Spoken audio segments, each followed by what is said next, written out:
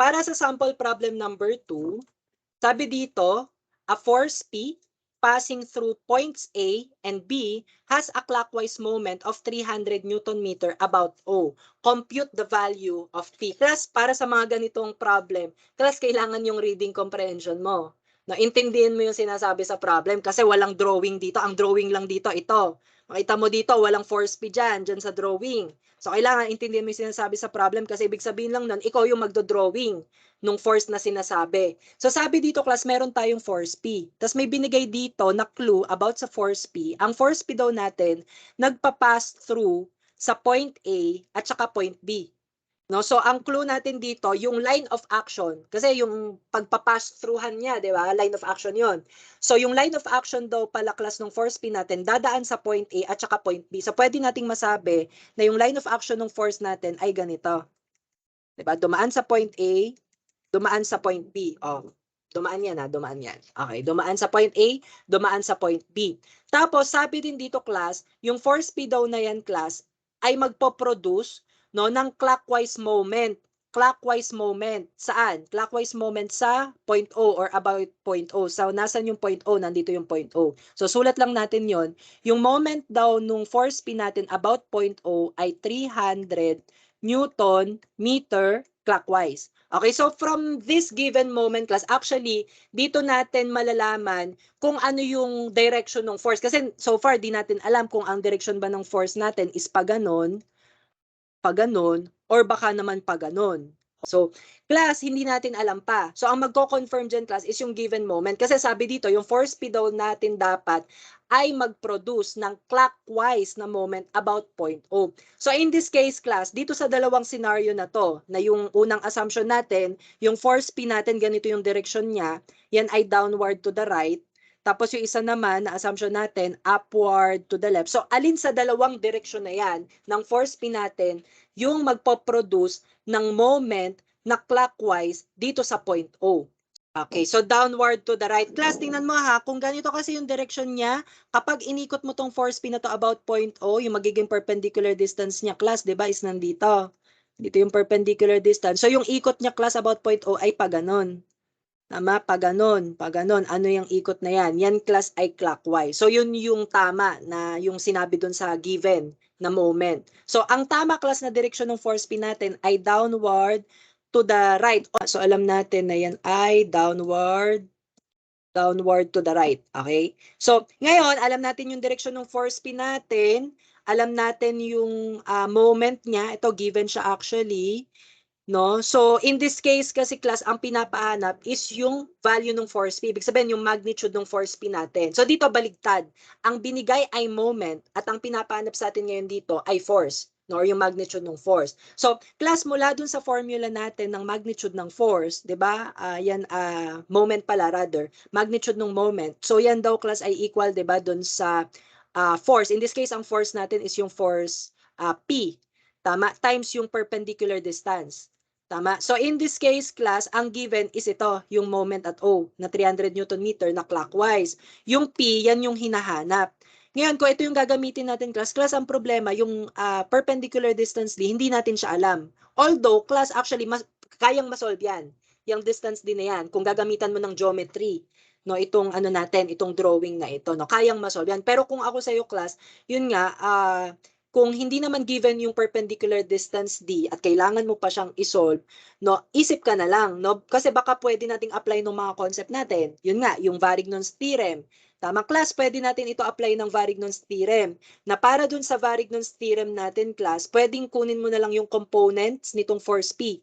Tama, tas yun na lang yung i-moment mo. In this case kasi, class, pwede na diskarte mo na dito mo ilagay, class, yung vertical component tsaka horizontal component ng force P natin.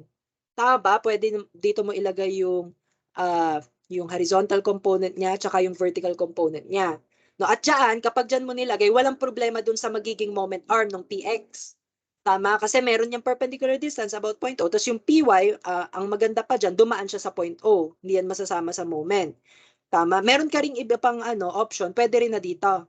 Actually, pareho lang kung doon mo man nilagay or dito, pareho lang yung kakalabasan. No? At pareho lang din yung, kumbaga, dami nung force na mamomoment. Kasi in this case, ang mamomoment lang yung PY. Kasi yung PX dadaan dun sa point O.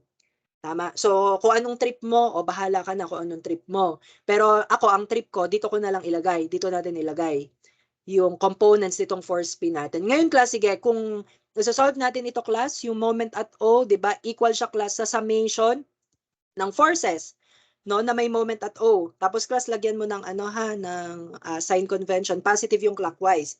So in this case, class, yung moment at O natin given siya. At ang given na moment at O ay 300 Newton meter at clockwise siya. Class, dito kung counterclockwise man yung binigay na moment at O, class, kailangan i-negative mo siya dito. Pero since ito clockwise, so positive siya ha, kasama siya dyan. Yung sign convention para dyan. Okay, so this will be equal to, so ilagay mo ngayon dito, class, yung forces or component force na merong moment about point O. So in this case, ang meron lang yung PX. So class, ang problema pala natin dito yung PX. So kailangan mo munang kunin yung PX. No? Kasi hindi naman ang hinahanap dito PX. Di ba? Ang hinahanap dito force P. So kunin mo yung force P natin or yung PX natin in terms of force P. So di ba, class, pwede nating kunin yon dito, kailangan mo yung angle, tama, nitong force P natin. No, or pwede rin naman, gamit ka na lang ng slope triangle. So para dun sa slope triangle kasi, ito may horizontal distance na tayo dito na 6 meters. So alam mo na yung run 6. Tapos yung vertical distance dito ay 3. So yung rise natin ay 3. So class, pwede yun ma-reduce ha. No, instead na 3 dito at 6 dito, pwede mong i-reduce yan. No, so kapag ni-reduce mo yan, pwedeng itong 3 ma-divide sa 3, edi 1. Tapos yung 6 din ma-divide sa 3, so yan ay 2. So pwede mo silang i-reduce. Pero pwede rin naman na ito na yung gamitin mo. No, pero mas formal pag ganito, no. I-reduce mo sila. So yung rise ay 1, yung run naman ay 2. So automatically yung hypotenuse ng slope triangle natin, square root lang siya ng 1 squared plus 2 squared. Ilan 'yon? 4 plus 1, edi square root ng 5. Tama. So in this case, kung gusto mong kunin yung PX, it will just be PX equal to yung magnitude ng P, which is unknown. So P times yung, in this case, ano yung kaparallel ng PX? Yung 2. Tama. So ilagay mo dito yung 2, tapos ilagay mo sa ilalim yung hypotenuse, which is yung square root of 5. So in this case, ito na yung PX. So yung PX natin ay P times 2 over square root ng 5. Tapos class, i-multiply mo to dun sa moment arm niya. Ano yung moment arm niya, class? Ito yung 3 meters. Tama, ito yung perpendicular distance niya about point O. So ito ay times 3. So ito, class, pwede mong ma-solve ngayon dito yung force P natin. Yung magnitude ng force P. So this will be 300, tapos divide natin by 2 over square root of ano to? Square root of 5 times 3. And class, pakipindot naman ito sa calculator. Pwede siyang 50 times square root of 5. Tama ba? Ito rin yung lumabas sa calculator. 50 times square root of 5. Yun nga, katumbas siya ng 111.8033989. So yan na lang para hindi na decimal places yung ano no, para kompleto din. Okay, anyway. So 50 times square root of 5. O sige, anong unit natin dito? O, Newton lang. O, di ba? O, kayo malilito pag quiz ha, sa mga unit-unit na ganyan. O class, yan na yung hinahanap na force P. Taba, ayan nakuha natin. Okay ka lang? Tama ba? Nasundan mo, class? Okay ka lang? Pwede rin naman, class, ha, na dito mo ilagay yung components. So pwede mong i-try isolve yan. Dapat yan din yung lalabas. No, principle of transmissibility yan. Varignon's theorem at principle of transmissibility. Pwede mo ditong ilipat yung force P. No, kaya nandyan yung components. Pwede mo ilipat dito. As long as nasa line of action. No?